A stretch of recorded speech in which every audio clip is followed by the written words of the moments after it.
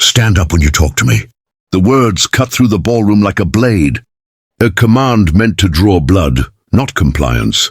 If you believe in kindness, second chances, and the power of small moments to change lives, please like, comment, share, and subscribe to Kindness True Stories. Also, tell us in the comments, where in the world are you watching from? Clara Lane sat frozen in her wheelchair, her knuckles white as her hands trembled on the armrests, the polished chrome feeling colder than ice. $300 million hung in the balance, a deal that could save her company and the jobs of thousands. And 200 eyes watched her humiliation unfold, a spectacle of power and cruelty. Richard Moore loomed over her, his shadow swallowing her, his breath reeking of whiskey and arrogance. He had orchestrated this, luring her to this charity gala under false pretenses, knowing the public setting would make her vulnerable.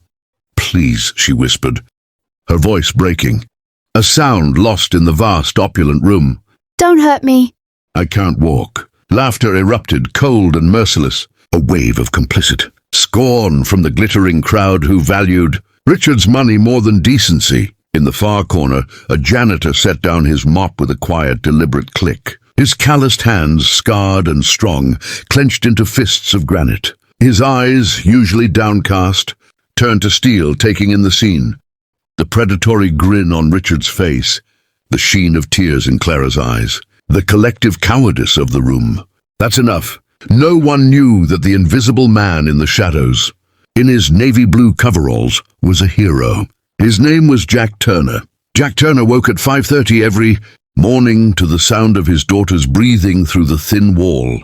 Ella slept in the next room, her small frame curled beneath a worn quilt their grandmother had made, a patchwork of faded blues and pinks. The apartment was small, just 2 bedrooms, with peeling paint on the walls that looked like continents, on a map if you stared long enough. But it was theirs, and that mattered more than anything money could buy. He dressed in the dark, pulling on his navy blue work shirt, black pants, and steel-toed boots that had seen better days, the leather scuffed from years of silent service. In the bathroom mirror, he barely recognized himself anymore. The man staring back had gray, threading through his dark hair like frost on a window pane. Lines were carved deep around his eyes, trenches dug not from age, but from memories he couldn't erase, memories of sand and heat and loss. In the kitchen, he made Ella's lunch with ritualistic care, peanut butter and jelly on whole wheat, an apple polished to a shine, a juice box. He wrote a note on the brown paper bag in his steady block print, "You're braver than you think. Love, Dad." He did this every day, every single day, a tiny anchor of love in their simple life. On the refrigerator hung a single photograph, a relic from another universe. Jack in uniform, younger, his eyes clearer, standing beside a silver-haired colonel in the desert heat, both squinting at the sun. Below it, tucked behind a magnet shaped like a daisy Ella had made, was a military ID card. The name engraved on the metal read, "Honor before glory." He never looked at it anymore. That life was over, buried in a desert far away. At 6:15, he kissed Ella's forehead before leaving, breathing in the scent of strawberry shampoo. She stirred but didn't wake, a small sigh escaping her lips. He locked the door quietly and descended 4 flights of stairs to the street below, each step a familiar echo. The city was already alive, a beast stirring. Traffic hummed a constant bass note. Steam rose from subway gratings like the city's own breath. Somewhere a siren wailed a lonely song.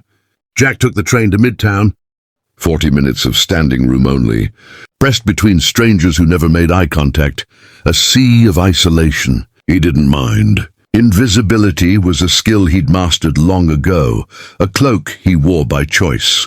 Lane Tech Tower stood 60 stories tall, a monolith of glass and steel reflecting the bruised morning sky. Jack entered through the service entrance, a world away from the marble and chrome of the main lobby. He clocked in with a dull beep, grabbed his cart with its mop bucket and array of cleaning supplies, the uniform and toolkit of a man the world had learned to ignore. He worked the 15th floor first, the executive level. Here the air smelled of expensive coffee and ambition, of polished mahogany, leather chairs, and framed degrees from Ivy League schools adorning the walls. People passed him without a glance, their conversations about mergers and markets continuing unabated. To them, he was furniture, a ghost in blue coveralls. But Jack saw everything. He noticed the CEO's office door was always open a crack, a sign of transparency or perhaps of constant scrutiny. Clara Lane's nameplate gleamed in gold letters on the door. He'd seen her only twice before. Once in the lobby, moving with a determined grace despite her chair, her face intelligent and kind, speaking softly to an aide. And once earlier tonight, as he was preparing the empty ballroom, watching her enter with a hopeful smile, which now felt like a lifetime ago. Back in the present ballroom, the laughter finally dying into a tense, expectant hush, Richard Moore reached out not to help, but to grip the handles of Clara's wheelchair, his intent clear to physically move her, to complete her degradation. That was the trigger. The invisible man moved. Jack Turner stepped forward, his boots silent on the polished floor. But his presence suddenly a seismic shift in the room. He didn't shout. He didn't run. He simply placed himself between Clara and Richard, his posture straight, the years of military discipline rolling back into his frame like a tide.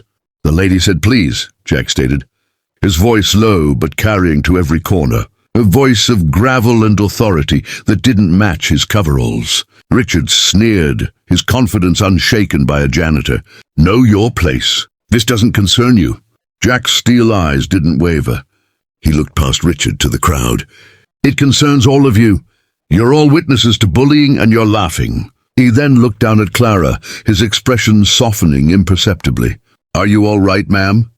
Clara, shocked, could only nod, seeing something profound in this stranger's eyes. Richard, enraged, made a grab for Jack's arm. It was a mistake. In a movement too fast to follow, Richard's wrist was caught in a vice-like grip. A pressure applied to a precise point that made the billionaire gasp and drop to his knees. Jack leaned close, his words for Richard alone. "My place is where people need help. You've had your fun. Now the adults are talking." He released him with a slight push. Richard scrambled back, cradling his wrist, his face purple with fury and shame. The crowd was utterly silent now, the spell of cruelty broken. Jack turned his attention fully to Clara. "Would you like me to escort you out, Miss Lane? This air seems foul." Clara found her voice strong and clear. "Yes, thank you." And as Jack Turner, the invisible hero, pushed Clara Lane's wheelchair through the parted crowd, not a single person dared to speak or laugh. The balance of power had shifted on an axis of simple courage. He took her to the lobby, ensuring her aid was called. She tried to thank him, to ask his name, but he just shook his head. "Just someone who remembers what honor means," he said, and faded back into the corridors, returning to his cart, to his invisibility. But the world had shifted, if only for a moment. He finished his shift, the familiar routines a balm. The train ride home felt the same, yet different.